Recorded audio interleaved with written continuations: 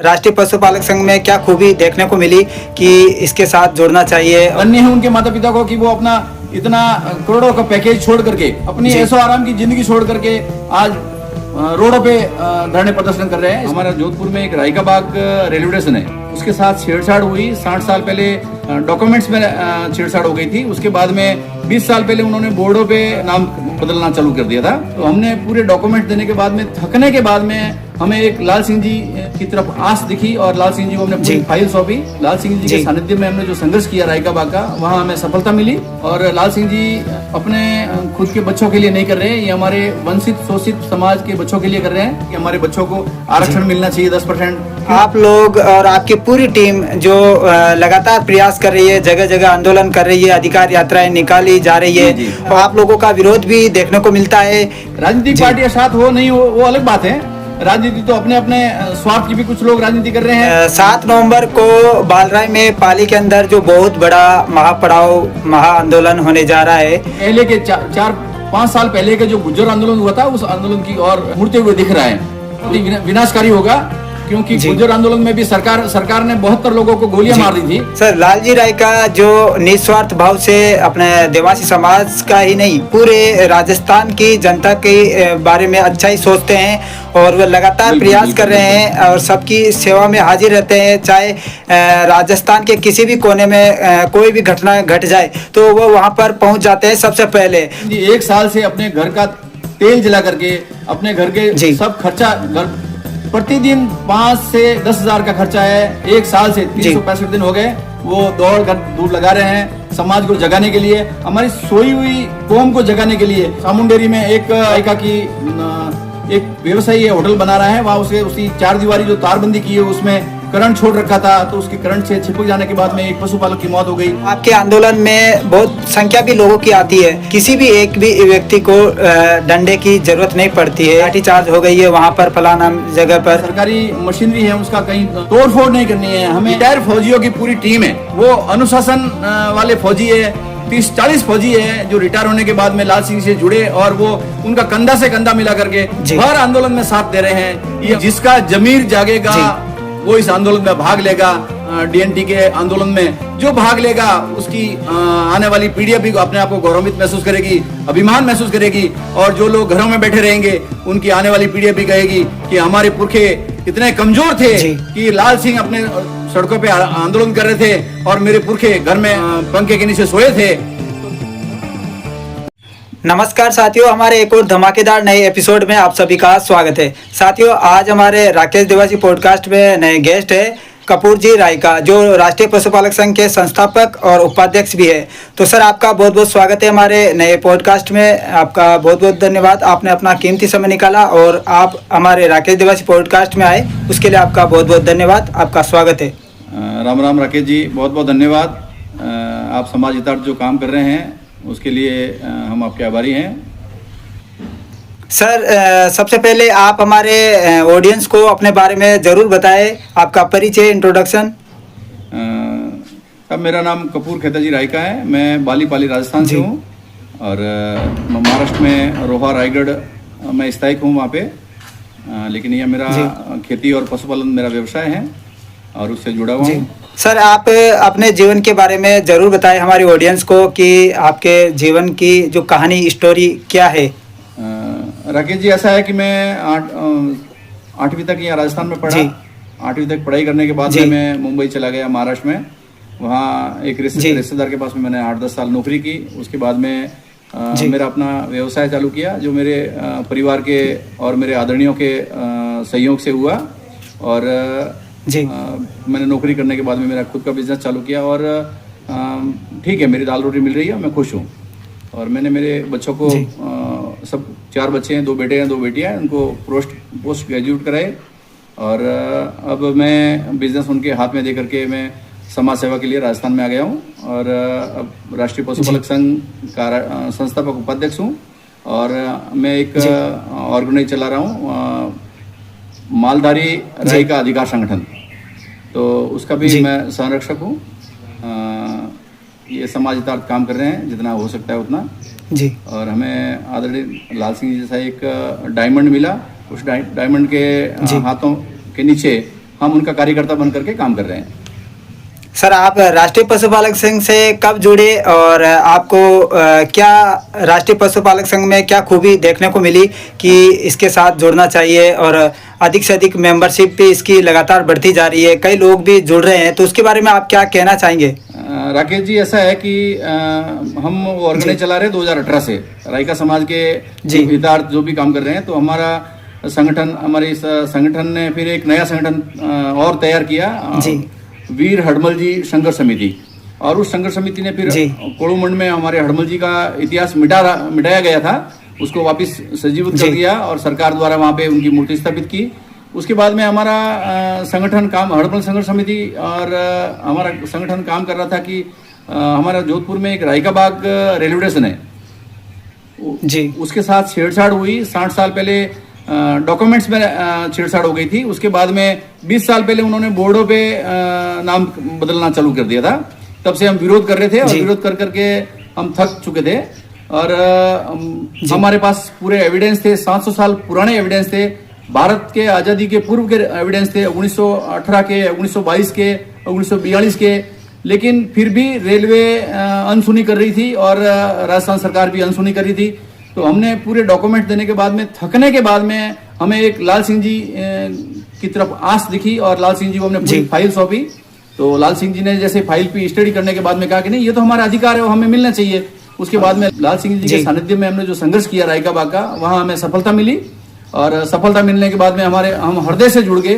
पूरी हड़मल संघर्ष समिति है वो लाल सिंह से जुड़ गई।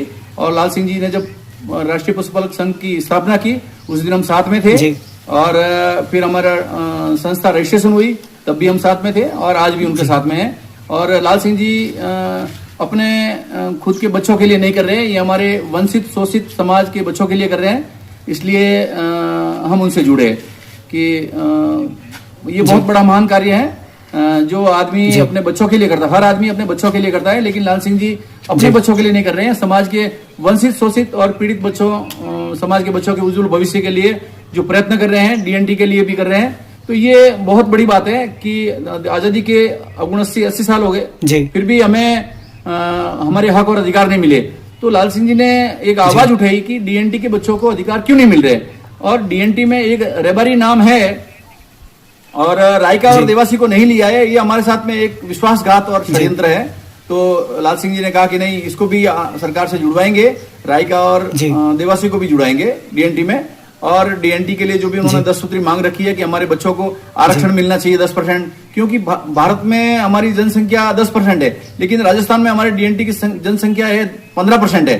तो 15% हम होते हुए भी हमें हमारा हक और अधिकार नहीं मिल रहे हैं। इसके लिए जो भी सरकार के पास मांग रखी है, 10% हमको आरक्षण मिलना चाहिए। जो शिक्षा में, राजनीति में, या जो भी जहां जहां जो राजस्थान की संस्थाएं बनी हुई है, उसमें सब में हमें 10% रिजर्वेशन मिलना चाहिए। और हमारे बच्चों के उत्थान के लिए जो भी सरकार करना चाहे वो हमें हक और अधिकार दे।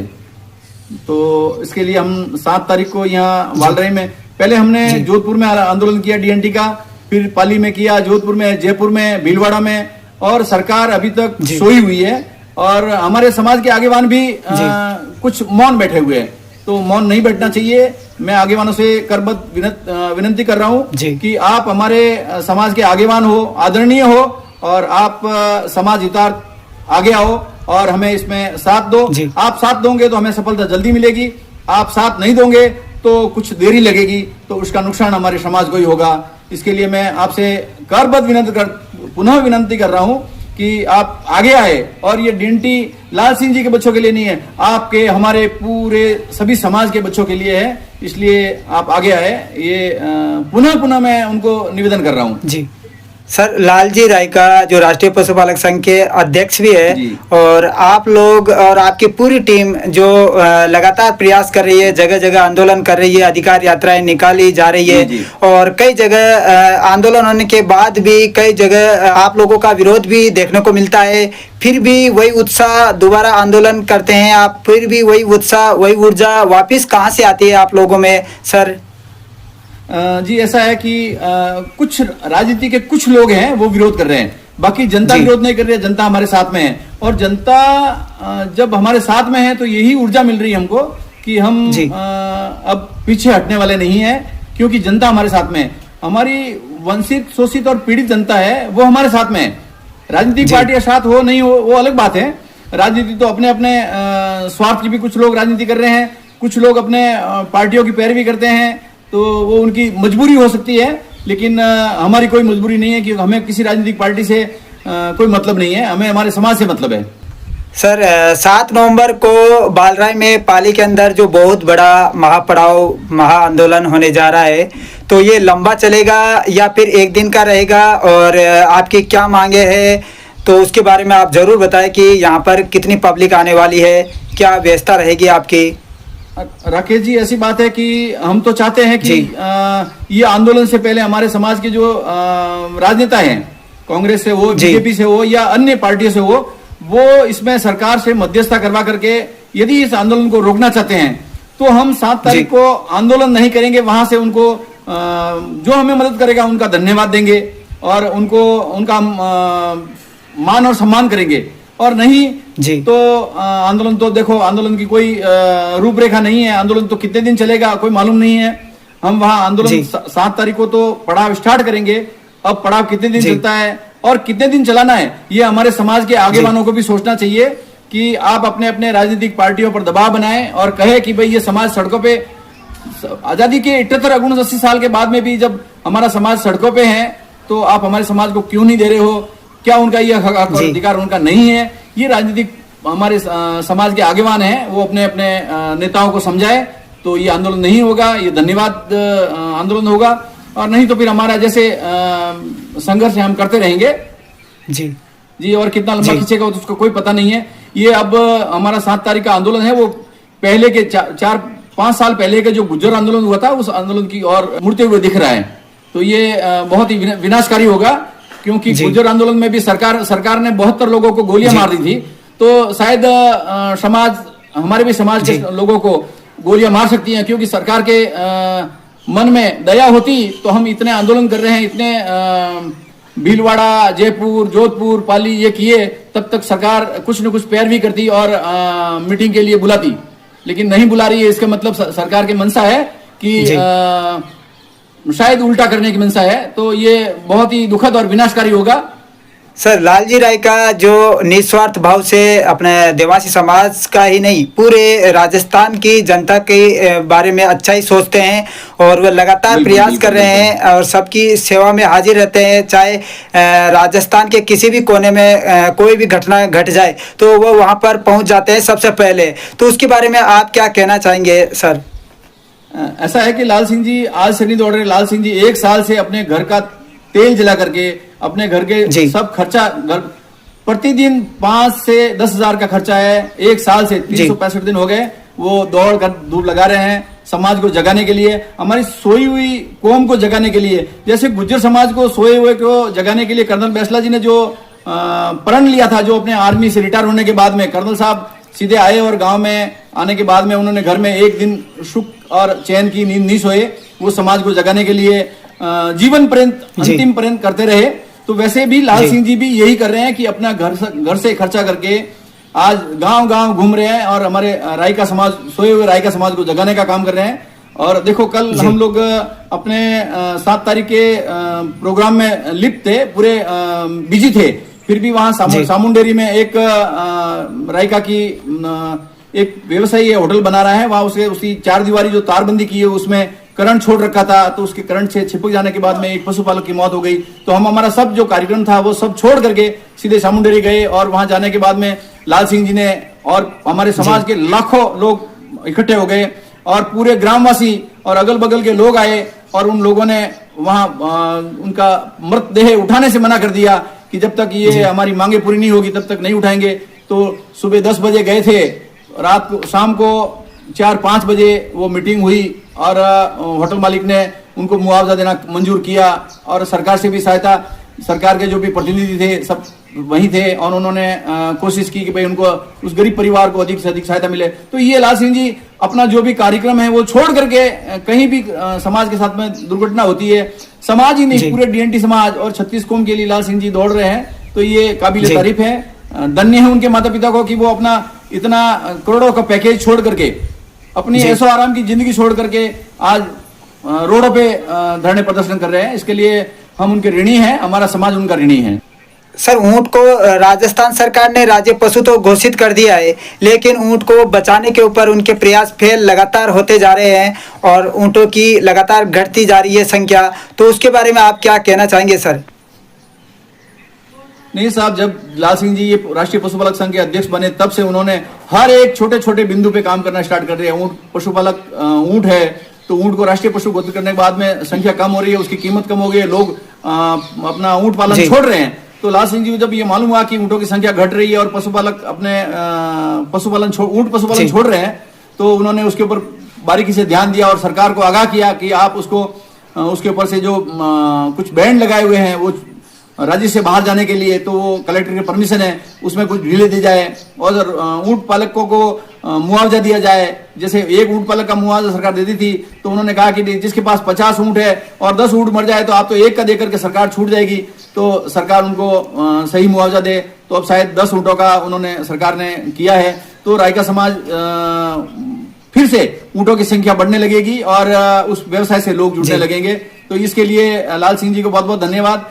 पहले वो एक वो रास्ता है अपना कोई बड़ा भारत का, वहां पे 10-12 ऊंट मर गए थे, तो वहां भी लाल सिंह जी तुरंत पहुंचे और वहां जाने के बाद में ऊंटों का जो ऊंट पालकों को मुआवजा दिलवाया, प्रत्येक ऊंट का 50,000 के हिसाब से उनको मुआवजा दिलाया। तो पशुपालकों ऊंट पालकों का उत्साह बढ़ा और वो भी लाल सिंह जी के साथ जुड़ गए।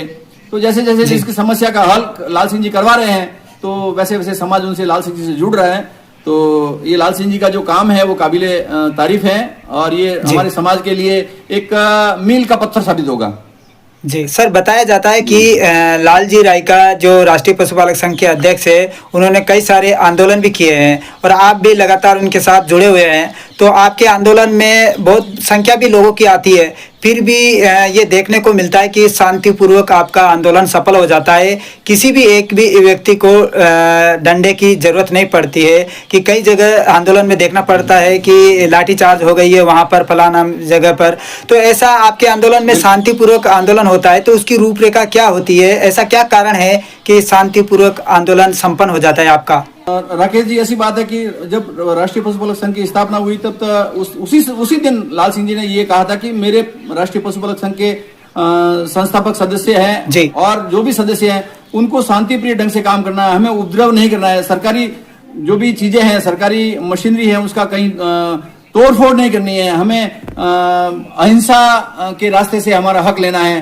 तो जैसे जैसे आंदोलन हमारे पहले छोटे छोटे हुए थे, जैसे संख्या बढ़ती गई, अब भीलवाड़ा का आंदोलन हुआ तो लगभग 35-40 हजार लोग थे, जयपुर में 35-40 हजार लोग थे, पाली में कम थे। तो जैसे जैसे आंदोलन हो रहे हैं वैसे वैसे संख्या बढ़ रही है, हर आंदोलन में संख्या बढ़ी है। तो ये लाल सिंह जी का नेतृत्व है और लाल सिंह जी हमेशा कहते हैं किसी की बुराई मत करो, हमें हमारा हक और अधिकार की बात करो, किसी तरफ आपका ध्यान मत भटकाओ, आपका ध्यान सिर्फ हमारे राष्ट्रीय पशुपालक संघ के जो हक और अधिकार की लड़ाई है उस पर ध्यान दो। तो ये लाल सिंह जी का नेतृत्व है कि वो हर एक कार्यकर्ताओं को कहते हैं कि शांति प्रिय ढंग से काम करे। और हमारे लाल सिंह जी की टीम में रिटायर फौजियों की पूरी टीम है, वो अनुशासन वाले फौजी है, जो करीबन 30-40 फौजी है जो रिटायर होने के बाद में लाल सिंह से जुड़े और वो उनका कंधा से कंधा मिला करके हर आंदोलन में साथ दे रहे हैं। ये हमारे लिए गौरव की बात है कि जो हमारे देश के सैनिक है वो आज लाल सिंह जी के सैनिक बन गए हैं। इससे बड़ी गर्व की बात क्या हो सकती है? सर, 7 नवंबर को बालराय के अंदर, पाली के अंदर जो महा आंदोलन होने जा रहा है, महापड़ाव होगा, तो उसके लिए आप लास्ट मैसेज क्या कहना चाहेंगे हमारी जनता को अपनी ओर से? मैं रायका समाज और डीएनटी समाज के सभी लोगों से मैं करबद्ध विनम्र करता हूं कि जिसका जमीर जागेगा वो इस आंदोलन में भाग लेगा और जिसका जमीर सोया हुआ होगा वो घर में बैठा रहेगा। क्योंकि देश की आजादी के लिए क्रांतिकारी घर से बाहर निकले थे, तो उन्होंने घर घर जाकर के देश की आजादी के लिए अपने लोगों को जगाने की कोशिश की। जो लोग देश की आजादी के लिए, जो क्रांतिकारी घर से बाहर निकले और आजादी तो मिल गई, लेकिन जो क्रांतिकारी घर से बाहर निकले उनके परिवार वालों को गर्व महसूस हुआ और वो जीवन भर अपने आप को गौरवित महसूस कर रहे। और जो लोग घरों में बैठे थे वो जीवन भर पछताते रहे, उनकी आने वाली पीढ़ियां भी पछताती रहेगी कि हमारे बुजुर्ग हैं वो आजादी के समय घर में बैठे थे। इसी ढंग से इस डीएनटी के आंदोलन में जो भाग लेगा उसकी आने वाली पीढ़ी भी अपने आप को गौरवान्वित महसूस करेगी, अभिमान महसूस करेगी, और जो लोग घरों में बैठे रहेंगे उनकी आने वाली पीढ़ी भी कहेगी कि हमारे पुरखे इतने कमजोर थे कि लाल सिंह अपने सड़कों पे आंदोलन कर रहे थे और मेरे पुरखे घर में पंखे के नीचे सोए थे, तो ये उनको भी दुख होगा। इसलिए मैं कह रहा हूं कि आप सब अपने अपने कोई भी निजी स्वार्थ छोड़ करके, अपने अभिमान छोड़ करके इस राष्ट्रीय पशुपालक और डीएनटी के आंदोलन में भाग लीजिए। समाज को सफलता मिलेगी तो ये लाल सिंह जी को सफलता नहीं होगी, ये समाज की सफलता होगी, ये रायका समाज की सफलता होगी, ये डीएनटी समाज की सफलता होगी, और हक और अधिकार मिलेगा तो लाल सिंह जी के अकेले के बच्चों को नहीं मिलेगा, पूरे डीएनटी समाज और पूरे रायका समाज के बच्चों को मिलेगा। इसलिए मैं आपसे पुनः करबद्ध निवेदन करता हूं कि आप सभी लोग आइए और इस प्रोग्राम को सफल बनाइए। आप आकर के सफल बनाएंगे तो हमें भी गर्व होगा आप पर, और ये हमारे गर्व की बात होगी। सर, आपका एक बार फिर से बहुत बहुत धन्यवाद। आपने अपना कीमती समय निकाला और आप हमारे राकेश देवासी पॉडकास्ट में आए, उसके लिए आपका बहुत बहुत धन्यवाद। सर, आपको हमारे राकेश देवासी पॉडकास्ट में आकर के आपको कैसा लगा? साहब, ऐसा है ना कि समाज के हित और अधिकार की बात, हक और अधिकार की बात कर रहे हैं, तो मैं आपके राकेश ब्रॉडकास्ट को भी मैं बहुत बहुत धन्यवाद देता हूं, और मैं उनको करबद्ध प्रणाम करता हूं कि भाई आप भी समाज के हिस्से हो और आप समाज के हक और अधिकार की बात उठाते हो, तो इससे बढ़िया बात हमारे लिए क्या हो सकती है। हमारे एक राजीव देवासी है पत्रकार, वो भी जहां भी समस्या होती है तो वो समाज की हालांकि वो 36 कुंभ के पत्रकार है, लेकिन हमारे समाज की जहां समस्या आती है वो आकर के खड़े रहते हैं। एक गुमानाराम जी पत्रकार हैं, वो भी जो भी हमारे समाज के पत्रकार है और वो समाज के हक के लिए आते हैं तो उन पर हमें गर्व होता है। एक हमारा करण देवासी है, वो भी आता है जहां समाज के हक और अधिकार की बात आती है। एक शैतान देवासी है। तो ये जो लोग जुड़े हुए हैं सोशल मीडिया से, वो जो हमारे समाज को सपोर्ट कर रहे हैं, मैं उन सबका आभार व्यक्त करता हूं, और मैं उनको पुनः एक बार कहता हूं कि आप आइए और बार बार समाज के हक और अधिकार की बात उठाइए। जैसे आप तो उठा रहे हैं, लेकिन आगे भी उठाते रहिए। इसके लिए मैं आपके ब्रॉडकास्ट को भी राकेश जी धन्यवाद देता हूं, और जो और जुड़े हुए हैं और हमारे समाज के मददगार हैं उनको भी धन्यवाद देता हूं। Thank you sir. साथियों, आप इस वीडियो को कपूर जी के वीडियो को आप इस वीडियो को ज़्यादा से ज़्यादा शेयर जरूर करें और इस वीडियो के नीचे कमेंट करके अपनी राय जरूर बताएं। और साथियों, अभी तक आपने हमारे इस चैनल को सब्सक्राइब नहीं किया है तो नीचे बटन है सब्सक्राइब का, ज़्यादा से ज़्यादा जाकर के सब्सक्राइब कर दीजिए, क्योंकि सब्सक्राइब करना बिल्कुल फ्री होता है साथियों। तो ज़्यादा से ज़्यादा सब्सक्राइब करें और कपूर जी के इस वीडियो के नीचे कमेंट में अपनी राय जरूर बताएं और इस वीडियो को ज़्यादा से ज़्यादा शेयर जरूर करें। धन्यवाद साथियों।